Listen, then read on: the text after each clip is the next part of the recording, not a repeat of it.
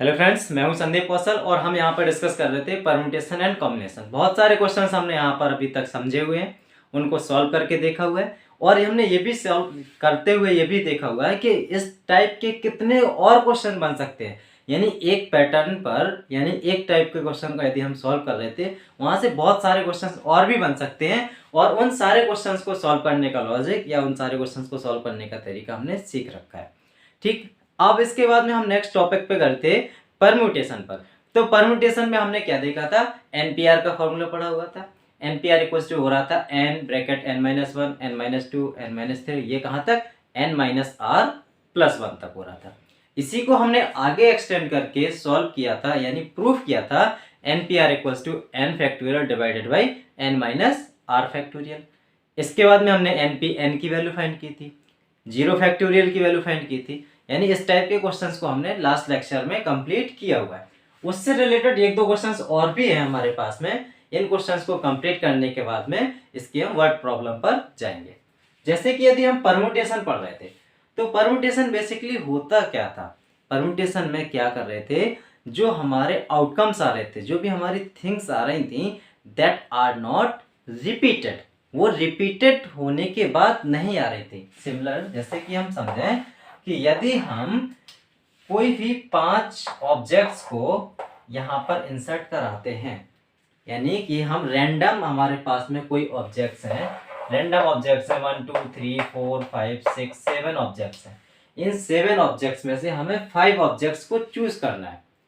अब यानी कि यदि हम देखें A B C D E F G, यहाँ पर ये 6-7 ऑब्जेक्ट्स हैं, A B C D E F G, ये 7 ऑब्जेक्ट्स हैं। इनमें से हमें रैंडम किसी को भी यहाँ पर लाना है, तो यहाँ पर 7 में से कोई भी एक लेकर के आएंगे, फिर बचे हुए 6 में से, फिर बचे हुए 5 में से, फिर बचे हुए 4 में से, फिर बचे हुए 3 में से।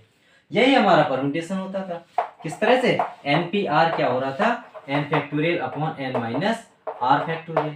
और या फिर हम इसको क्या लिख सकते थे, n into n-1 into n-2 into n-3, 1 2 3 4 1 2 3 4, n-r-1 था, n-r+1 था। अब यहाँ पर r कितने हो जाएंगे, 1 2 3 4 5, यानी r की जगह पर 5 और n की जगह पर कितने हैं, 7। 7 - 5 + 1, यानी 7 + 1 8 - 5 यानी 3। तो यहाँ पर कितना हो जाएगा, यानी कि यहाँ पर कितना हो जाएगा, यहाँ पर n की वैल्यू हम क्या पुट करेंगे, 7, तो 7 - 1 6, 6 यहाँ पर 7 - 5 यहाँ पर 4, तो यहाँ पर बचा हुआ क्या होगा, 3, यानी यहाँ पर n-4 होगा। That will be the maximum. तो ये हमारा जो आउटकम्स आ रहा था वो कितना आ रहा था, 7 × 6 × 5 × 4 × 3।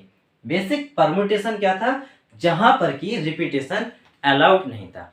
इतनी बात क्लियर है। जब आपको इतनी बात क्लियर है कि यहाँ पर रिपीटेशन अलाउड नहीं है, अब हम इसके क्वेश्चंस को सॉल्व करेंगे। वहां से हम देखेंगे कि रिपीटेशन अलाउड हो रहा था तब क्या हो रहा था, जब रिपीटेशन अलाउड नहीं हो रहा था तब क्या हो रहा है। यानी कि इस टाइप के क्वेश्चंस को हमने डिस्कस कर रखा है। अब हमारे पास में नेक्स्ट क्वेश्चन है, k + 5p k + 1 equals to 11 times of k - 1 whole divide by 2 multiplied by k + 3pk। अब हम इसको जब सॉल्व करेंगे तो कैसे करेंगे, k + 5p k + 1 है, तो क्या होगा, k + 5 का फैक्टोरियल हो जाएगा। क्लियर। और यहाँ पर NPR यानी n factorial divide by n - r factorial, तो क्या होगा, k + 5 - k - 1 इसका फैक्टोरियल हो जाएगा, इक्वल्स टू 11 टाइम्स k - 1 है होल डिवाइड बाई 2 मल्टीप्लाइड में k + 3 का फैक्टोरियल हो जाएगा, होल डिवाइड में क्या होगा, k + 3 - k का फैक्टोरियल हो जाएगा। इतनी बात समझ में आ रही है। केवल हमने NPR और यहाँ पर NPR का फॉर्मूला यूज किया है, उसके बाद में हम इस स्टेप तक पहुंच गए। ठीक, यहाँ पर हमें k की वैल्यू बतानी है। इधर पे हमारे पास में k + 3 फैक्टोरियल, इधर पे k + 5 फैक्टोरियल, तो इसको हम लिख सकते हैं k + 5 into k + 4 into k + 3 का फैक्टोरियल। अब हमारे पास k + 3 फैक्टोरियल LHS में भी RHS में भी है, then it can be cancel out. अब यहाँ से हम देखें तो एक k से ये कैंसिल हो जाएगा, 5 - 1 4 फैक्टोरियल, 4 फैक्टोरियल हो जाएगा भाई। लो यहाँ पर क्या आ रहा है, 11 इंटू k - 1 इंटू k + 3 का फैक्टोरियल होल डिवाइडेड बाई क्या है, होल डिवाइडेड बाई ये k से k कैंसिल, तो 3 का फैक्टोरियल 2 इंटू 3 का फैक्टोरियल। 4 को हम लिख सकते हैं 4 इंटू 3 का फैक्टोरियल। अब हम यहाँ से कैंसिल आउट कर देंगे इस 3 के फैक्टोरियल से, ये 3 का फैक्टोरियल कैंसिल आउट हो जाएगा। यहाँ पर k प्लस 3 फैक्टोरियल इस k प्लस 3 फैक्टोरियल को कैंसिल आउट कर देगा। अब हमारे पास में आउटकम बचेगा, वो कितना बचेगा, k square plus 4k plus 5k 9k हो जाएगा, प्लस 5 4 जा 20, ये न्यूमरेटर में है। यहाँ पर इक्वल्स टू हो जाएगा, यहाँ पर 4 जाएगा तो 4 into 11 upon 2 times of k minus 1 हो जाएगा।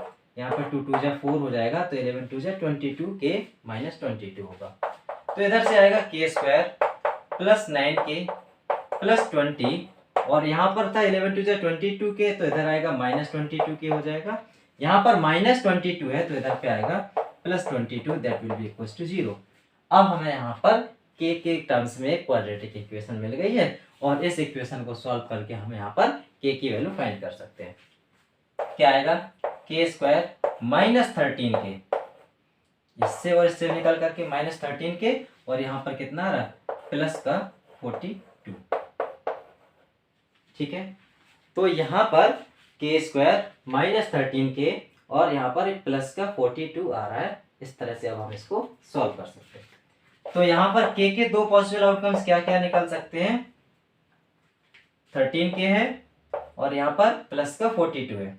क्या आएगा, k square minus 13k plus 42, तो यहाँ पर k square minus 7k minus 6k plus 42 equals to 0। तो यहाँ पर k की दो पॉसिबल वैल्यूज आ सकती हैं, जो कि होगी k minus 7 into k minus 6 is equals to 0, फिर k इक्वल्स टू हो सकता है 6,7, यानी कि हमारे पास में k की वैल्यू 6 भी आ सकती है और k की वैल्यू 7 भी आ सकती है। तो यहाँ पर हम यदि k की वैल्यू 6 पुट कर रहे हैं तो भी कोई नंबर नेगेटिव नहीं जा रहा, यदि हम यहाँ पर k की वैल्यू 7 भी पुट कर रहे हैं तो कोई भी नंबर नेगेटिव नहीं जा रहा। यहाँ पर कंडीशन क्या होती थी, r के लिए जो r होता था वो ग्रेटर देन 0 और less than equals to n होता था, या greater than equals to 0 less than equals to n होता था। तो इस केस में जो r है वो किसी भी केस में नेगेटिव नहीं जाना चाहिए।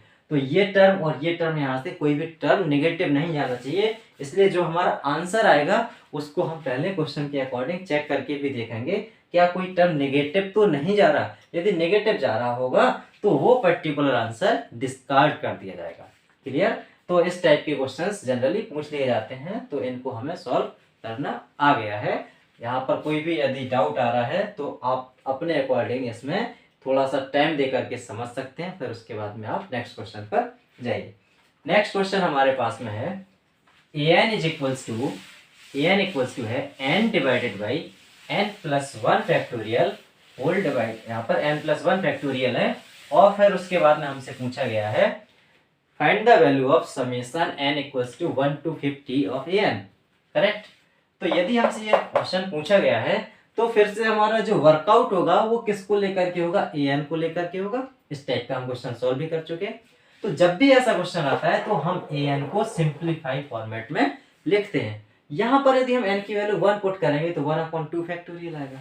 सिमिलर हमसे पूछा गया है a1 plus a2 plus a3, और ये कहाँ तक है, a50 तक है।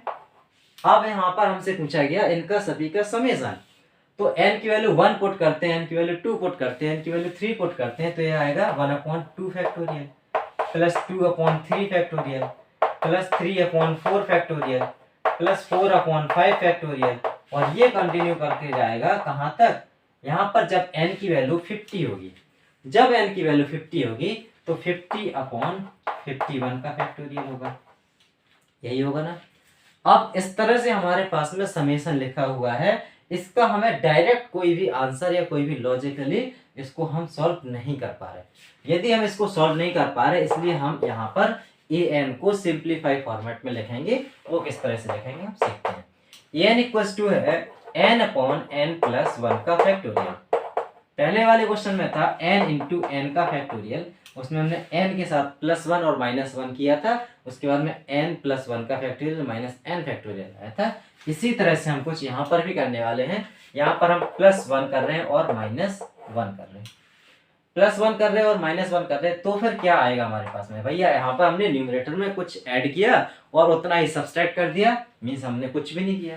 तो फिर अब हम इसको लिख सकते हैं n+1 whole divided by n+1 का फैक्टोरियल -1/n+1 का फैक्टोरियल। करेक्ट। यहाँ पर हमने इन टर्म को इस तरह से अलग अलग करके लिख लिया और उसके बाद में n+1/n+1 का फैक्टोरियल -1/n+1 का फैक्टोरियल। इसको यदि हम और सिंप्लीफाई वे में लिखें तो इसको हम लिख सकते हैं n+1/n+1 इंटू n का फैक्टोरियल, जो कि ये कैंसिल करा देगा, ये -1/n+1 का फैक्टोरियल हो जाएगा। तो हमारा an जो निकलने वाला है वो क्या है, 1/n फैक्टोरियल -1/n+1 का फैक्टोरियल। क्लियर। तो an हमारा इस तरह से आ गया है। अब हम an को इसके फॉर्मेट में ना लिख करके इसके फॉर्मेट में लिखेंगे, जहां पर कि हमारे मैक्सिमम टर्म्स कैंसिल आउट हो जाएंगे, इसीलिए हमने यहां पर इतना ऑपरेशन करने के बाद में इस फॉर्मेट में लिख करके लाए हैं। करेक्ट। तो जब हम इस फॉर्मेट में लिख करके लाए हैं तो हम इसको इस तरह से ना लिख करके अब कैसे लिखेंगे, अब हम लिखेंगे a1 को लिखेंगे a1 को लिखेंगे 1/1 फैक्टोरियल -1/2 फैक्टोरियल, 1/1 फैक्टोरियल -1/2 फैक्टोरियल। ये क्या है, ये a1 है। नेक्स्ट हमारे पास में जो a2 होगा 1/2 फैक्टोरियल -1/3 फैक्टोरियल, प्लस में हो जाएगा 1/2 फैक्टोरियल -1/3 फैक्टोरियल। ये हमारा ऑर्डर क्लियरली हमारा आगे चला जाएगा, ये a2 है। अब यहाँ पर प्लस में 1/3 फैक्टोरियल -1/4 फैक्टोरियल। ये हमारा जब 49th होगा तो 1/49 फैक्टोरियल -1/50 फैक्टोरियल होगा, और जब 50 होगा तो 1/50 फैक्टोरियल -1/51 का फैक्टोरियल होगा। इतनी बात आपको बिल्कुल क्लियर कट समझ में आ रही है। ये हमारा अगला टर्म होगा, ये हमारा 49th टर्म होगा, ये हमारा 50th टर्म होगा। करेक्ट। तो यानी सारे टर्म्स को हमने इस ऑर्डर में लिख रखा है। अब हम देख पा रहे हैं 1/2 फैक्टोरियल 1/2 फैक्टोरियल कैंसिल हो रहा, 1/3 से 1/3 हो रहा, 1/4 से 1/4 हो रहा, इसी तरह से 1/49 से 1/49 होगा, 1/50 से 1/50 हो जाएगा। लास्ट वाला टर्म है -1/51, जो कि हमारा लार्जेस्ट टर्म है, यानी कि 51 जो आ रहा है 51 फैक्टोरियल डिनोमिनेटर है, जो कि लार्जेस्ट है, वो किसी से कैंसिल नहीं हो रहा। तो हमारे पास जो आंसर आएगा वो आएगा 1 - 1/51 फैक्टोरियल। इसको हम और सिंप्लीफाई वे में लिख सकते हैं 51 फैक्टोरियल -1/51 फैक्टोरियल। ठीक है। तो इस टाइप के क्वेश्चंस को हम इस तरह से सॉल्व करते हैं, जहां पर कि हमें फोकस करना होता है इस वाले टर्म को। ऐसे हमारे पास में कई क्वेश्चन बन सकते हैं। क्लियर। जब हमारे पास बहुत सारे क्वेश्चन बन सकते हैं, हमेशा फोकस करना है an को हम कितने सिंप्लीफाई वे में लिख सकते हैं, और यदि हमने an को सिंप्लीफाई तरीके से लिख लिया तो मैक्सिमम टर्म्स फिर तो हमारे कैंसिल हो जा रहे हैं, फिर हमारा पूरा क्वेश्चन आसान हो जाता है। ठीक है। तो इस तरह से हमारे क्वेश्चंस जो कि हमारे यहाँ पर NPR के फॉर्मूले के बेस पर थे, उन लगभग सारे क्वेश्चंस को हमने डिस्कस कर रखा है। अब हम इसमें वर्ड्स प्रॉब्लम पर जाएंगे और एक्सरसाइज को हम कंप्लीट करेंगे, जो कि हमारी NCERT की बेस पर होगी। तो इसके बाद में अगले लेवल के क्वेश्चंस को हम सॉल्व करेंगे। क्लियर। तो हम जो NPR पढ़ रहे थे, NPR किस केस के लिए था, हमेशा और हमेशा जहां पर रिपीटेशन अलाउड नहीं हो रहा था उस केस के लिए हम NPR पढ़ रहे थे। क्लियर। तो यहाँ पर हम NPR का मतलब है यहाँ पर repetition is not allowed, repetition is not allowed, repetition is not allowed. Correct. अब हम जहां पर देख रहे हैं कि यदि हमारे पास में कोई एक वर्ड लिखा हुआ है, लेट अज्यूम वो वर्ड लिखा हुआ है हमारे पास में इलाहाबाद, इलाहाबाद वर्ड लिखा हुआ है। यहां पर हम देख पा रहे हैं कि ए है वो कितने टाइम्स आ रहा है, 1 2 3 4 टाइम्स आ रहा है, और एल है वो कितने टाइम्स आ रहा है, 2 टाइम्स आ रहा है। फिर उसके बाद में बी आ रहा है 1 टाइम, फिर एच आ रहा है 1 टाइम, और डी आ रहा है 1 टाइम।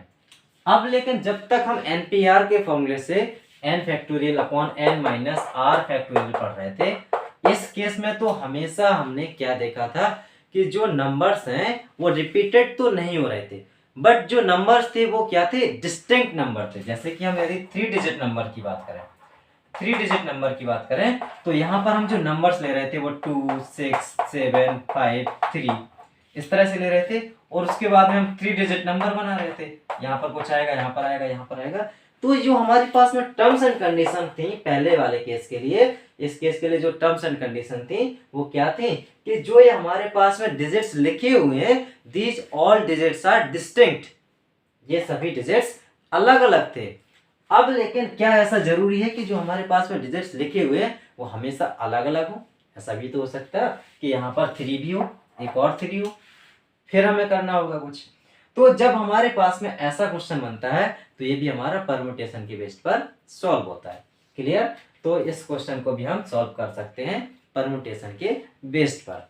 ठीक है, तो हम यदि यहाँ पर देखें n डिस्टिंक्ट आउटकम्स हो रहे थे, और n डिस्टिंक्ट आउटकम्स में कोई एक आउटकम ऐसा था जो कि हमारा रिपीटेड था, यदि हम बात करें NPR की, NPR में यदि हमारे पास में n डिस्टिंक्ट आउटकम्स आ रहे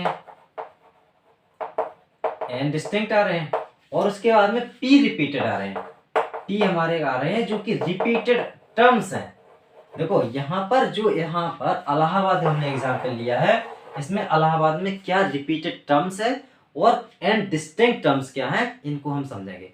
यदि हम यहाँ पर डिस्टिंक्ट की बात करें तो यहाँ पर टोटल नंबर ऑफ वर्ड्स कितने हैं? 1 2 3 4 5 6 7 8 9, करेक्ट? 1 2 3 4 5 6 7 8 9, यहाँ पर टोटल 9 है।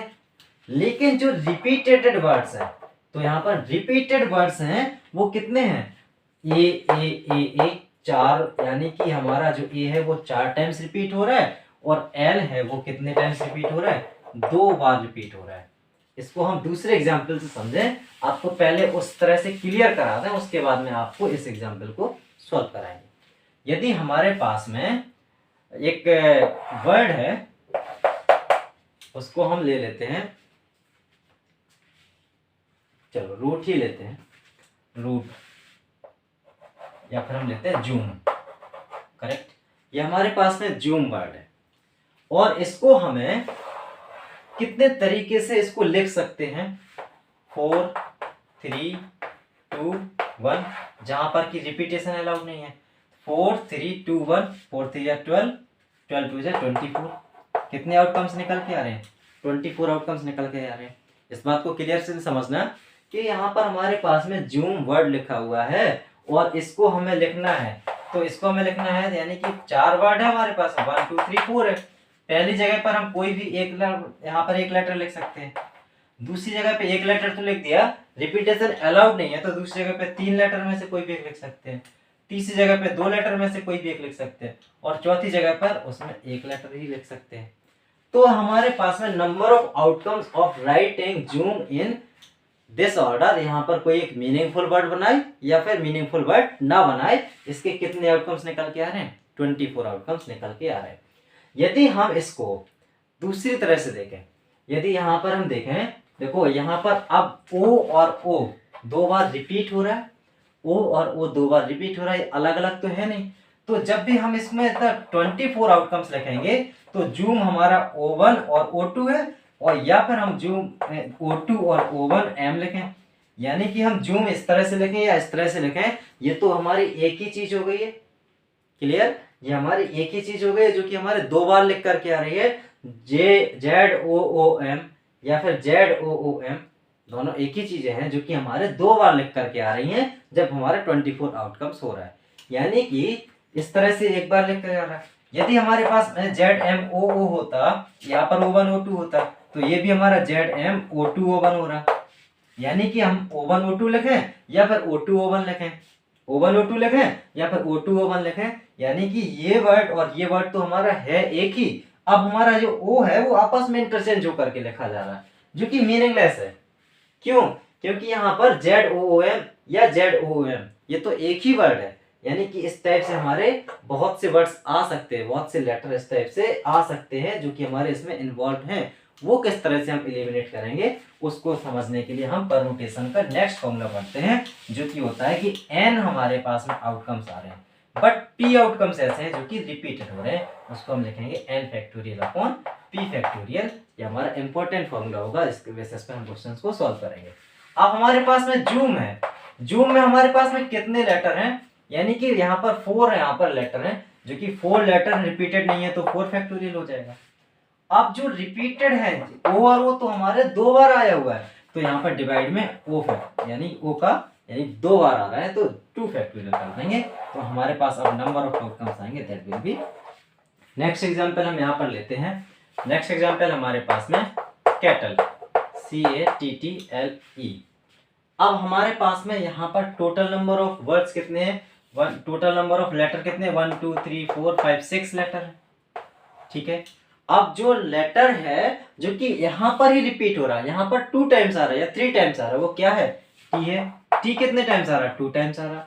तो यहाँ पर मीनिंगफुल और मीनिंगलेस कैसी भी मीनिंग बन रही हो वो मैटर नहीं करता, बट इनको अरेंज करने के बाद में कितनी मीनिंग्स बन सकती हैं, तो कितने आउटकम्स आ सकते हैं, वो होंगे 6 factorial divided by 2 factorial, correct.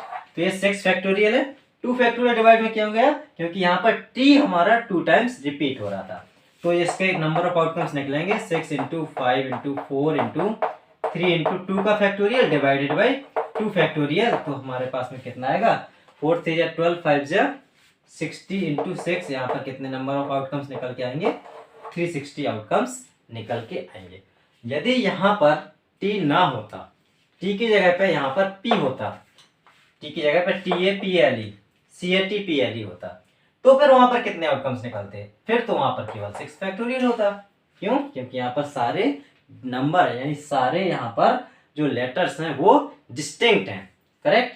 यहाँ पर जब डिस्टिंक्ट होते हैं तो डायरेक्टली n फैक्टोरियल हो जाता, डिस्टिंक्ट नहीं है। आप यहाँ पर जब डिस्टिंक्ट है तो डायरेक्टली हम NPR लिखते हैं ना, तो अब यहाँ पर जब ये डिस्टिंक्ट नहीं है, डिस्टिंक्ट नहीं है यानी कि कोई एक टर्म हमारा रिपीट हो रहा है, तो यहाँ पर NPR divided by p factorial है, यानी कि हम जो नंबर p ले रहे हैं वो क्या है, जो डिस्टिंक्ट नहीं है, यानी जो रिपीट कर रहे हैं, यानी कि जो यहाँ पर एक बार से ज्यादा अकर कर रहे हैं, उसको हम इस तरह से लिखेंगे। नेक्स्ट हमारे पास एग्जाम्पल है इलाहाबाद। इलाहाबाद में हम देखें तो इससे कितने मीनिंगफुल और मीनिंगलेस वर्ड्स बन सकते हैं इन वर्ड, यहाँ पर इन लेटर को यूज करते हुए। तो यहाँ पर हम देख पा रहे हैं कि ए है वो कितने टाइम्स रिपीट हुआ है, ए 4 बार इलाहाबाद में ए आ रहा है, और इसके बाद में एल है वो कितने बार आ रहा है, एल हमारा 2 टाइम्स आ रहा है, एच 1 टाइम्स आ रहा है, एच के बाद में बी और डी, डी भी हमारा 1 बार आ रहा है और डी भी हमारा 1 बार आ रहा है, करेक्ट। तो हमारे पास में 1 2 3 4 5 6 7 8 9 डिजिट्स, 9 यहाँ पर हमारे पास में लेटर है, और 9 लेटर में ए 4 टाइम्स है, एल 2 टाइम्स है, फिर बचे हुए 3 1 बार है। अब हमें यहाँ पर टोटल नंबर ऑफ वेज लिखना है, यानी कितने तरीके हो सकते हैं कि इससे अलग अलग लेटर बन सकते हैं, तो कितने हैं, 9 है तो 9 फैक्टोरियल हो जाएगा। डिवाइड में यहाँ पर कौन सा रिपीट हो रहा है, 4, क्योंकि ये हमारा 4 बार रिपीट हो रहा था, 4 फैक्टोरियल। एल 2 बार रिपीट हो रहा है, 2 फैक्टोरियल। इसको हम लिख सकते हैं 1 फैक्टोरियल 1 फैक्टोरियल 1 फैक्टोरियल। इसको ये लिखना मीनिंगलेस हो गया, क्योंकि यहाँ पर 1 फैक्टोरियल की वैल्यू भी 1 होती है, तो यहाँ पर 4 फैक्टोरियल इंटू 2 फैक्टोरियल हो गया। तो फिर हमारा आंसर आएगा 9 into 8 into 7 into 6 into 5 into 4 का फैक्टोरियल, डिवाइड में यहाँ पर हो जाएगा 4 फैक्टोरियल इंटू 2 का फैक्टोरियल। 4 फैक्टोरियल से 4 फैक्टोरियल कैंसिल हो जाएगा, 2 से ये कैंसिल होगा 3 टाइम्स, तो हमारे पास में आएगा 9 इंटू 8 इंटू 7 इंटू 5 3 15, यानी कि इनका जो प्रोडक्ट होगा इतने नंबर ऑफ पॉसिबल आउटकम्स यहाँ से निकल सकते हैं। क्लियर, तो ये हमारे पास में इस टाइप के क्वेश्चन बनता है। तो अब हम एक्सरसाइज पर चल रहे हैं 7.3 पर, और वहां पर जितने भी क्वेश्चन है उनको हम यहाँ पर कंप्लीट कर लेते हैं, राइट। तो यहाँ पर हम यदि 7.3 की बात करें,